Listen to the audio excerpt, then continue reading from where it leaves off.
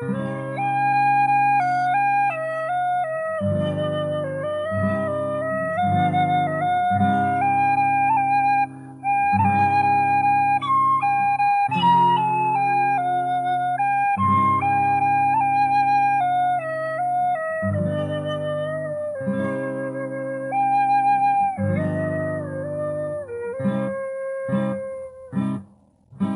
simple Bostonians, I'd have you beware of your liberty tree. I would have you take care, for if ever we chance to return to the town, your houses and stores will come tumbling down. Derry down, down, down, derry down. If you'll not agree to old England's laws, I fear that King Hancock will soon get the yaws. But he need not fear, for I swear we will, for the want of a doctor, give him a hard pill. Derry down, down, down, derry down.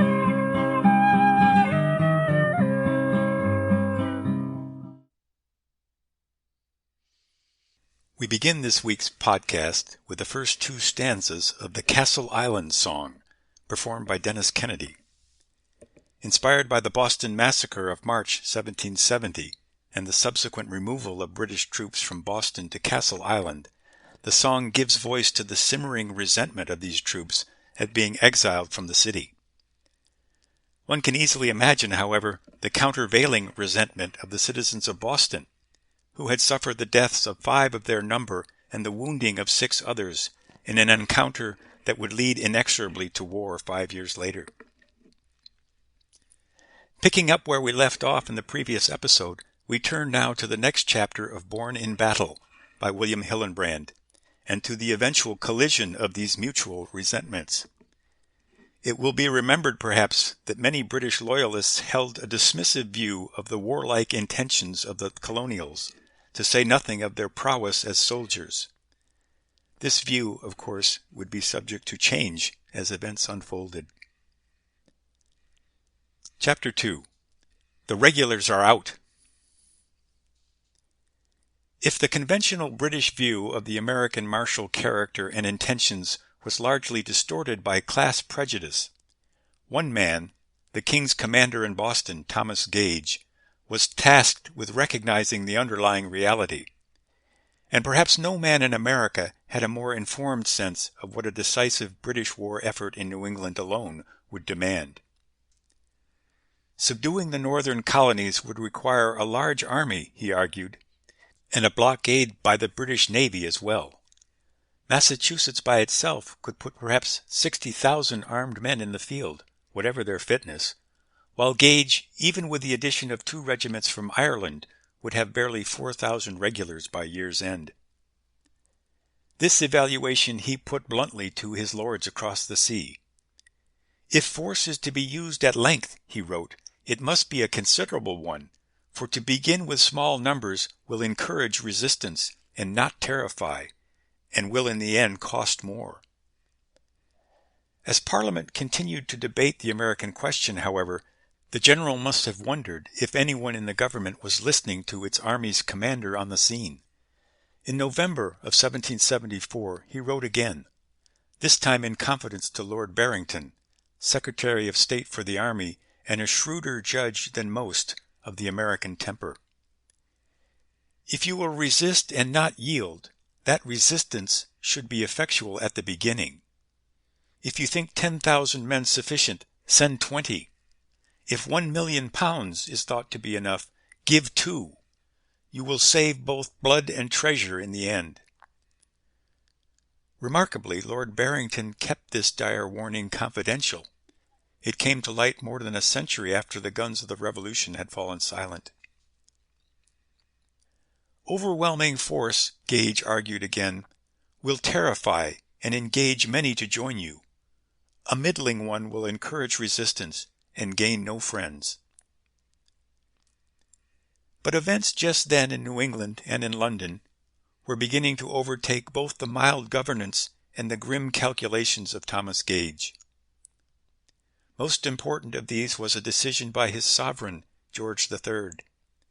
About the same time Gage was writing to Lord Barrington, the king was concluding that the governments of New England were in fact in a state of rebellion, and blows must decide whether they are to be subject to this country or independent. Gage continued to call for reinforcement and ponder those blows. In London, these calls only made the king's ministers doubt the general's mettle. With 3,000 miles of ocean between them and the colonials, most were willing to accept the conventional wisdom. As one Briton put it, "Without rum, the Americans could neither fight nor say their prayers. There were no meaner, whimpering wretches in this universe than sober Yankees." But as Thomas Gage and his spies could see, these Yankees were not laying in rum. They were doing their level best to stockpile the needful materiel of war. While communications between Gage and the ministry were making their laborious way back and forth across the Atlantic, the Massachusetts Provincial Congress, meeting illegally and in secret in Concord, voted early that fall to purchase 5,000 muskets and bayonets, plus 24 field guns and 20 tons of ammunition for them. It was not yet clear to anyone, though, where Congress would obtain these arms or how it would raise the £20,000 to pay for them. Gage had already made some efforts to prevent guns and powder from falling into the hands of the colonial militias. On the 1st of September, 1774, for example, he sent 10 companies of light infantry out of Boston by transport, one detachment to Quarry Hill in Charlestown to seize powder there, and a second hustling on to Cambridge to capture 2 field pieces. On the face of it, the raid was briskly successful. The regulars got their guns and 250 half-barrels of powder back to Castle William in the harbor in short order. But just as briskly went colonial horsemen through the countryside, spreading the alarm of British movement. Of course, as horsemen galloped with the alarm, the report of the modest British raid grew wildly, and many were led to believe that the British Navy had shelled Boston and the town was even then on fire. In fact, within hours, some 40,000 militiamen were on the march to Boston from as far away as 50 miles. This mobilization had to impress regulars and militiamen alike. Between dawn and dusk, Gage's command had very nearly become a British island in a sea of aroused Americans. Although the militiamen turned toward home again when they discovered Boston safe for the moment, and that the harm done their cause could not be undone just then, Gage was alive to the danger represented by so many armed provincials. Across narrow Boston Neck, connecting the city to the mainland at Roxbury, he dug in, posted a regiment, and rolled up field guns.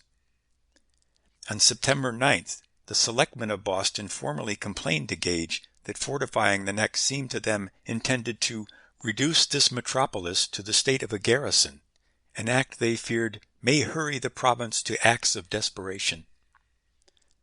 Not so, responded Gage diplomatically the same day. He had no intention of closing the city, nor of injuring the person or property of any of His Majesty's subjects. It was not only his duty, he added, but his endeavor to preserve the peace and to promote the happiness of every individual. Diplomacy, one wit has it, is the patriotic art of lying for one's country. And if Gage was not exactly lying about the security of persons, property, and peace, he remained convinced that there would be no peace in the province without disarming the provincials. Perhaps the most effective move of all at this point would be a raid of some force into the countryside where rebellion was most firmly in control. A column of regulars could seize munitions and at the same time possibly scoop up some of the colony's rabble-rousing Whig leaders, Dr. Joseph Warren, John Hancock, and Samuel Adams chief among them. These were, in Gage's view, frankly traitors, whose self-serving ends were the hard reality under a lot of windy rhetoric about American liberty. Dangerous though they were, he had been thus far hesitant to arrest them for fear of worse consequences from a zealous populace. In light of the astonishing mobilization of the militia in response to the Charlestown and Cambridge raids, an expedition after munitions and men into the hostile interior would have to be carefully planned and swiftly executed. As yet unknown to the rebels, Gage had one valuable advantage in his planning: a spy in their innermost circle. In fact, since '73, Dr. Benjamin Church, an apparent patriot, now serving on the powerful Committee of Safety, had been in close correspondence with General Gage. Through Church and other loyalists in his intelligence network, the general developed a sharp sense of the immediate problem. In Worcester, some 50 miles west of Boston, and Concord, just over 20 miles northwest, the colonials had gathered guns, powder, ball, flour, and tools, a beginning, at least, of what it would take to arm and supply an army in the field. If he were to seize supplies at Worcester or Concord or both, Gage wanted accurate maps of the countryside and a full evaluation of the readiness of the militia along the likely lines of march. Early in the new year, he called for volunteers capable of taking sketches of a country. 2 young officers stepped forward, Captain William Brown of the 52nd and Ensign Henry de Bernier of the 10th. With Corporal John Howe, also of the 52nd, as boatman, the trio, in the guise of surveyors, crossed to Charlestown on the morning of 23rd February and hiked through Cambridge to Watertown, the first leg of their reconnaissance to Worcester. What these surveyors discovered first and foremost, however, was the fact that they had been discovered. At an inn just beyond Watertown, where they had stopped for lunch, a black serving girl recognized Brown as a British officer. And when de Bernier, making small talk over the table, remarked that it was fine country hereabout, he got more than small talk in return. Fine country it was, she agreed, and full of very fine and brave men to fight for it. If you travel much further, you will find it to be true. Despite their considered poses and disguises, the 3 spies had not been more than a few hours in the enemy's country before learning that they had not deceived a soul. Indeed, in the weeks ahead, the 3 would play a winter game of fox and hounds with the colonials in their journeys to Boston and Worcester and Concord and back again. Loyalists, themselves much hounded by their patriot neighbors, managed to hide them here and there and pass information to them, and Ensign de Bernier managed thereby to produce excellent maps and sketches of the countryside. But what impressed them most was the extraordinary vigilance of the people and the determined drill of the militia in every town and village. On the 10th of April, having left more conspicuous officers behind, Corporal Howe was shown by a loyalist the precise location of the militia stores in Worcester. That night, over wine, he asked his loyalist comrade how he gauged the chances of a British raid on Worcester. "I do not think," the man ventured, "that a single man would dare lift a finger to oppose the regulars." But the young Howe had seen enough to think otherwise. If General Gage sends his entire force here with a train of artillery from Boston to Worcester, he reckoned, not one of them will get back. 5 days later he returned to Boston from Concord and made his report to the general. It was quite a coup for a youthful non-com. His maps, sketches, and reports had the rapt attention of the commander-in-chief and his senior officers.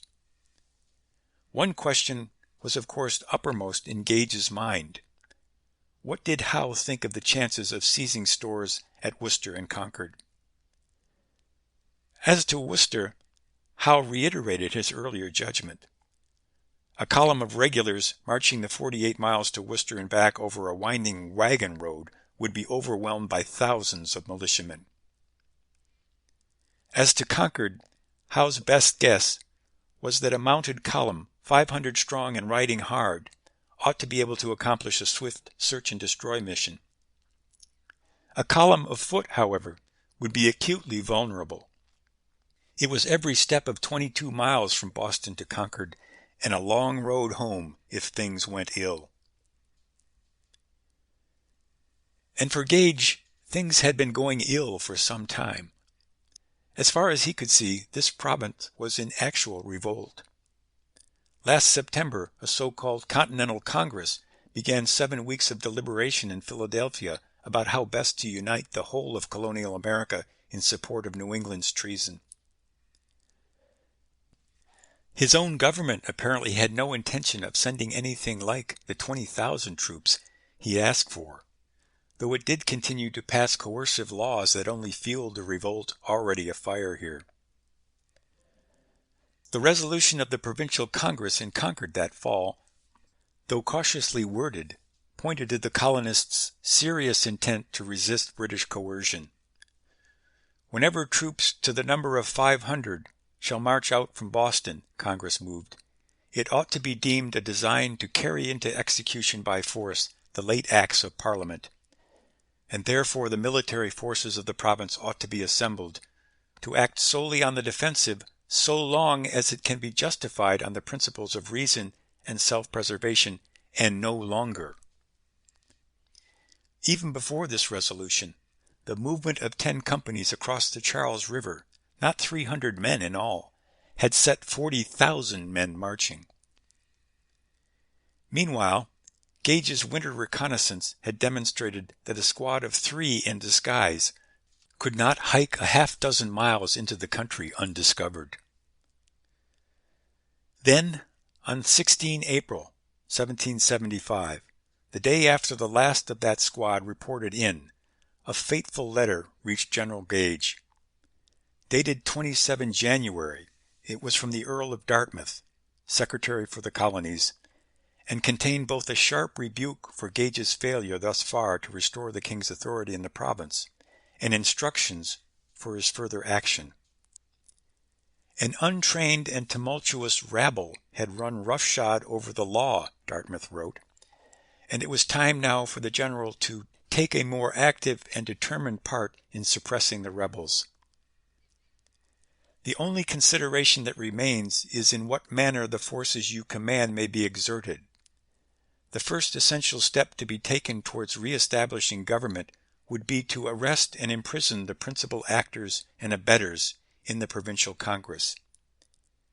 Any efforts of the people, unprepared to encounter with a regular force, cannot be very formidable, and though such a proceeding should be, according to your idea of it, a signal for hostilities, yet it will surely be better that the conflict be brought on upon such ground than in a riper state of rebellion.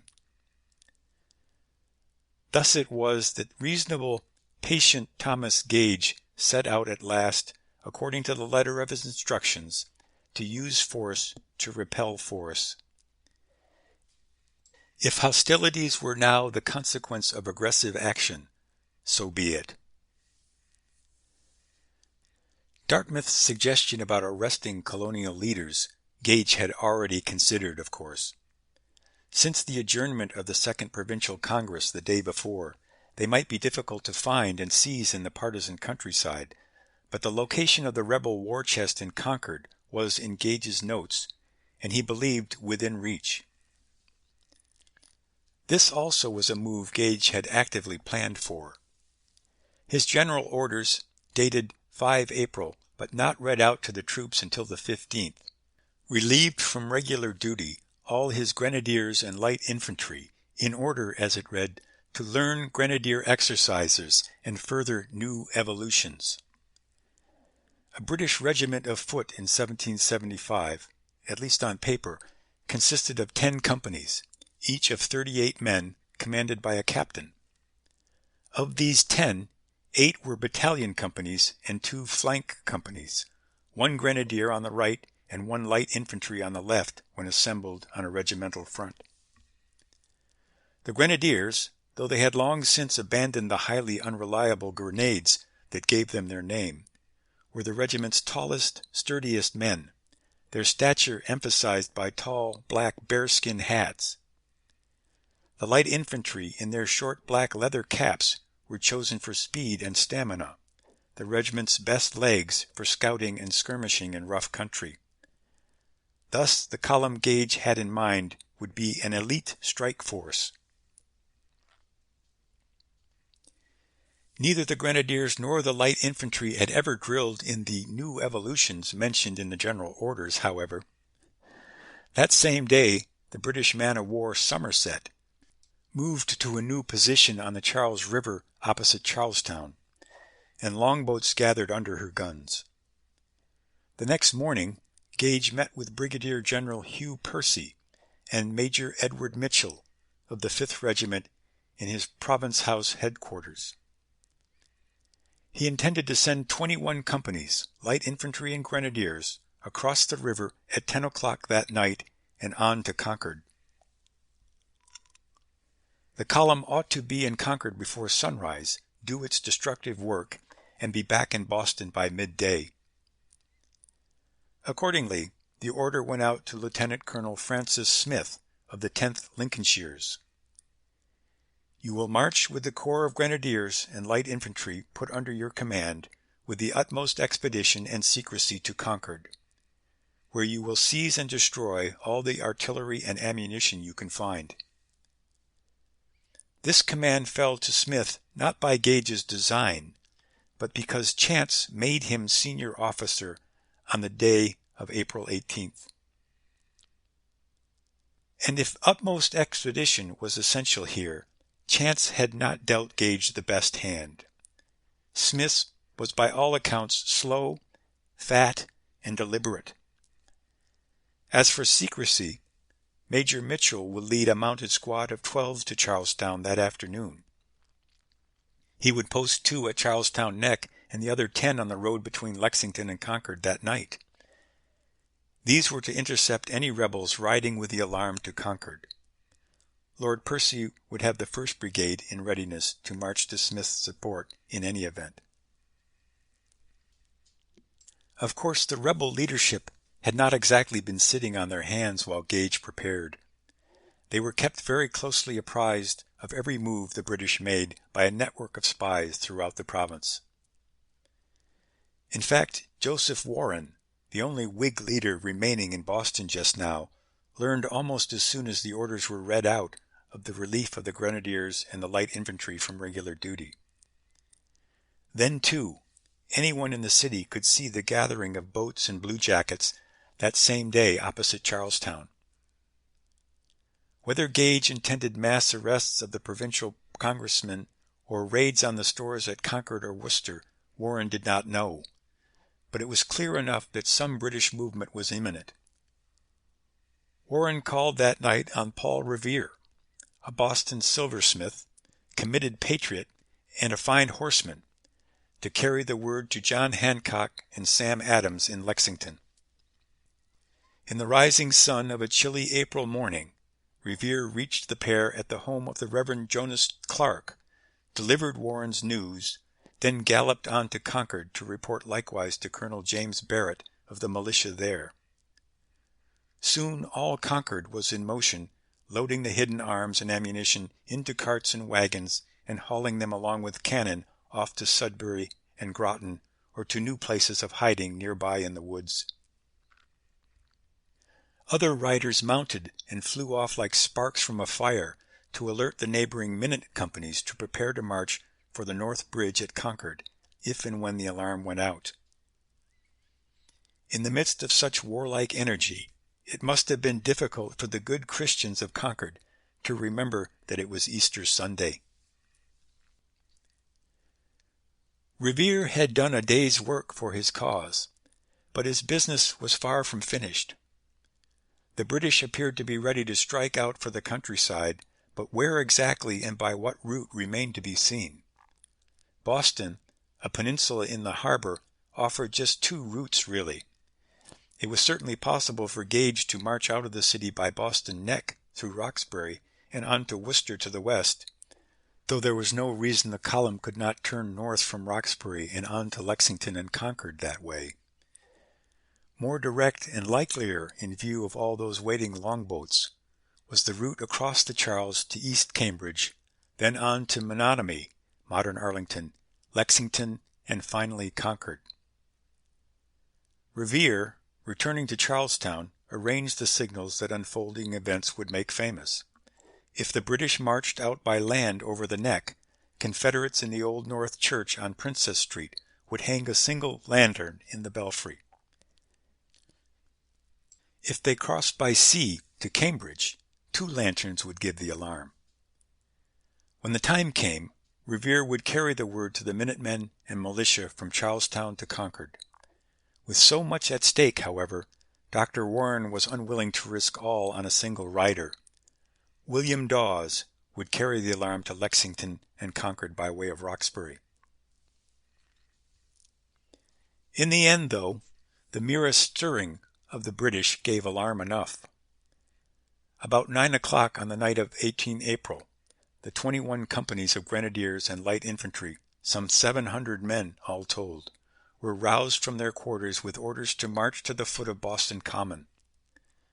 The regulars knew little more than that they were to carry a day's rations in their haversacks and board the boats for the trip across the river to Lechmere Point on the Cambridge shore. Bostonians, however, appeared already to know a great deal about this night's work. Lord Percy was on the Common as the strike force was embarking. As a small circle of Boston men discussed the British movement in the dark, Percy heard one say, "The troops have marched, but will miss their aim." Percy stepped forward and asked, "What aim?" "Why, the cannon in Concord," he answered. By 10 o'clock, as the first of the regulars were climbing aboard the longboats, the news of the British movement was radiating outward into the countryside. William Dawes was already in motion over the Neck, and Revere, after a brief conference with Warren, was on his way by boat under the silent guns of the Somerset and on to Charlestown, where Deacon Larkin's best horse was waiting.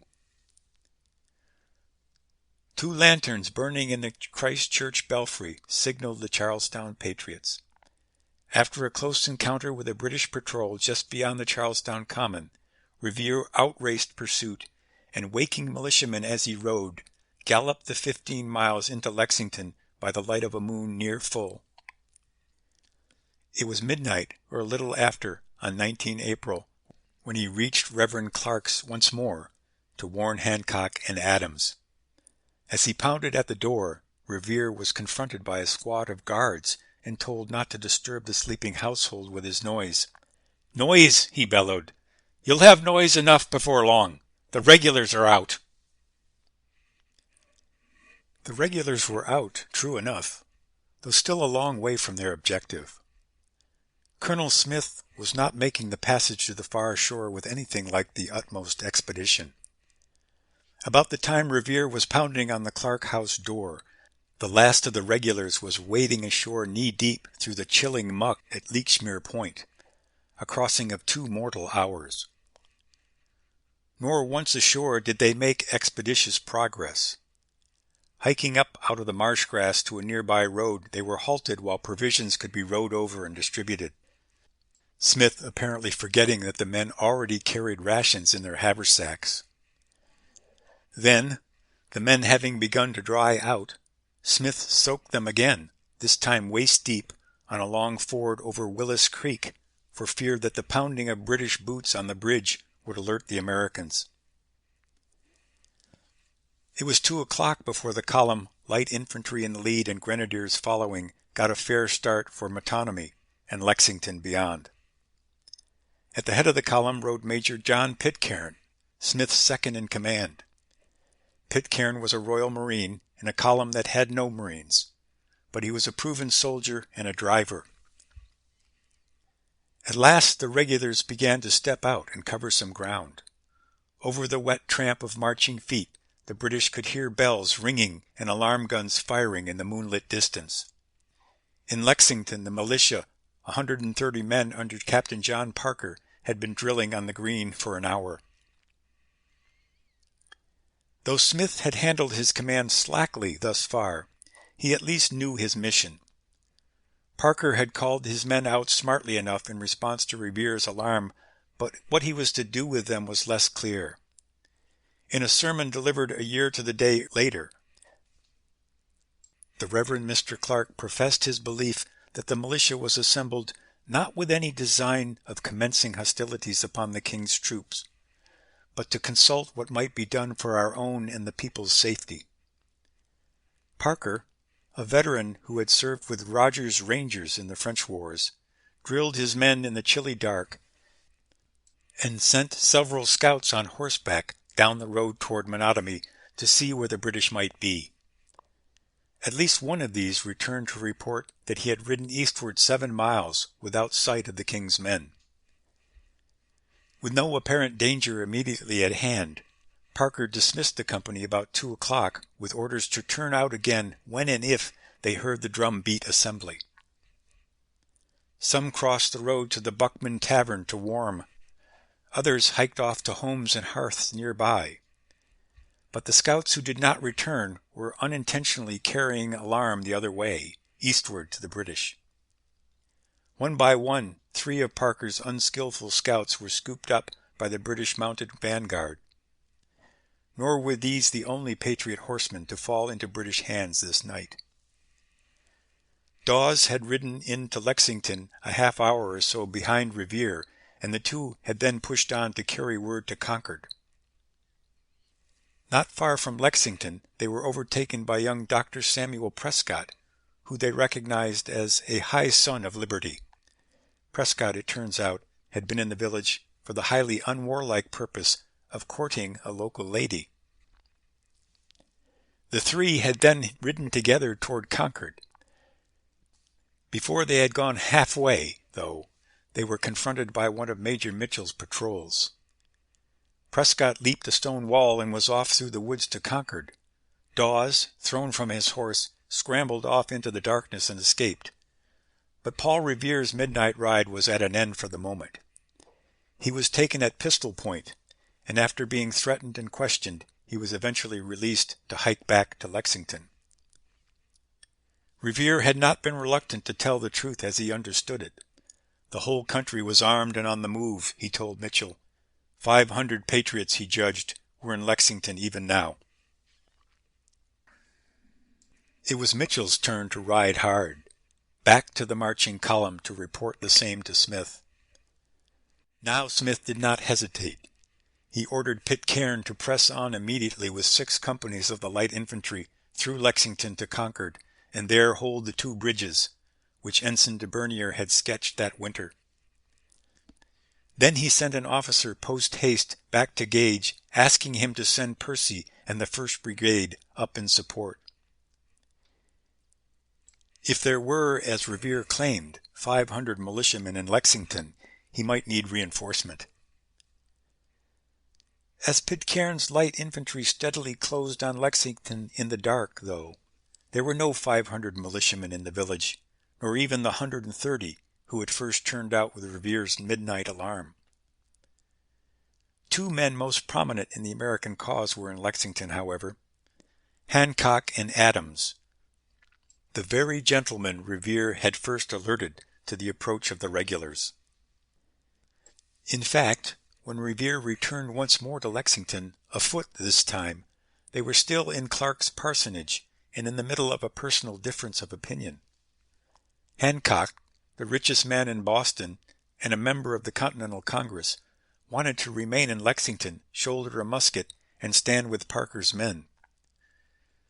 At length, though, Adams and Clark prevailed on Hancock, with the added persuasion of his Aunt Lydia and his fiancée Dolly Quincy, to take his chaise for Woburn and out of immediate danger, and none too soon, for about the time the pair were making their way from Clark's, Parker's drummer was beating out the call to assemble.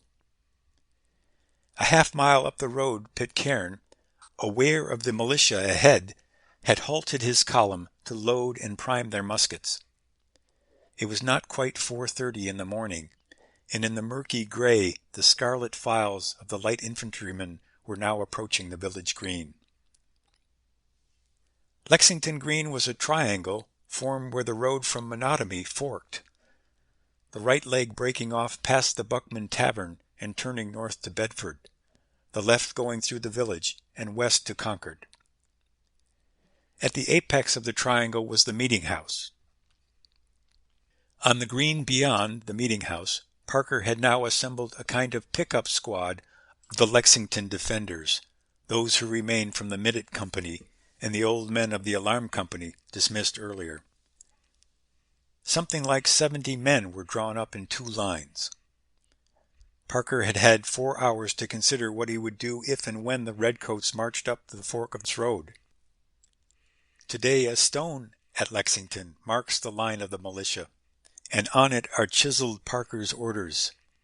"Stand your ground. Don't fire unless fired upon. But if they mean to have a war, let it begin here." At least these are the words Parker's grandson, Theodore, recounted with patriotic hindsight long after the trouble was over. On that April morning, however, with some of his men running to draw ammunition from the meeting house, and many more still legging it toward Lexington to the sound of the drum, Parker was less heroically certain of his course. His first impulse was in fact to stand his ground on the green. One man in the ranks, understandably unnerved by the sight of 200 regulars, bayonets fixed and just 100 yards off now, weighed in with his judgment. "There are so few of us. It is folly to stand here." Parker shot back, "The first man who offers to run shall be shot down." But as he saw the redcoat column pass the meeting house and form up in line of battle 3 ranks deep on the green, Parker was not at all sure he wanted a war to begin here. Pitcairn approached on horseback with 2 or 3 officers and shouted, "Lay down your arms, you damned rebels, and disperse." Parker was no coward, but no fool either. Outnumbered more than 2 to 1, he ordered his men to dismiss. While some turned out without hesitation, and others uncertainly drifted off toward the Buckman Tavern or the far end of the green, a thin line remained. No man laid down his musket. Major Pitcairn, though he bore no personal malice for Americans, had once ventured that one smart action would be the end of rebellion in Massachusetts. Stern words notwithstanding, he wanted war here no more than Parker. Sergeant Richard Pope, a light infantryman from the 47th, recalled distinctly that when the column halted to load outside Lexington, the men were positively forbidden to fire without orders. But if Pitcairn did not want war, neither did he intend to sit his horse idly while rebels carried their muskets safely away. His men stood in line of battle. Opposite them, the militiamen were already turning away. He called out again to the Lexington men, "Damn you! Why don't you lay down your arms?" Then, according to Lieutenant William Sutherland of the 38th, Pitcairn shouted an order to his own men. "Soldiers, don't fire. Keep your ranks and surround them." Only the outlines of what happened next are clear. A shot rang out from somewhere. The regulars let loose with a heavy volley, and a number of Americans fell in a cloud of dirty blue powder smoke. Sutherland was sure the shot came from the Americans, but he saw no more of the encounter here for a time. With the gunfire, his horse bolted and carried him through the militiamen clear across the green and past the Congregational Church on the far side. From at least some of the militiamen still on the green came a weak rattle of musket fire, perhaps a dozen shots in return. In the gray confusion, Pitcairn tried to restore order and stop the firing, but the regulars had their blood up full and furious. They fired a second volley, and beyond any control now, went in behind it with the bayonet. One British officer later admitted that the men were so wild that they could hear no orders. By the time Sutherland got command of his horse again and back to his comrades, the only militia left on Lexington Green were 8 dead and 10 wounded men. One of the dead was Captain Parker's aged cousin, Jonas Parker. Faithful to a private vow, he had fired his musket and stood his ground. He was hit with a musket ball, then bayoneted as he was reloading. So war had come at last.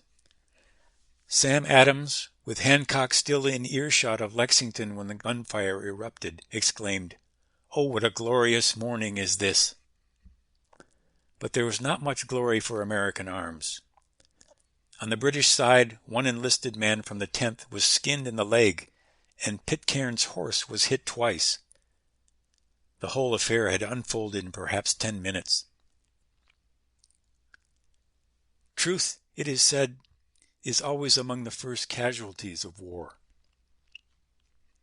Certainly, in Lexington's aftermath, it served the purposes of both the British and Americans to contend that the other had deliberately fired that first fatal shot.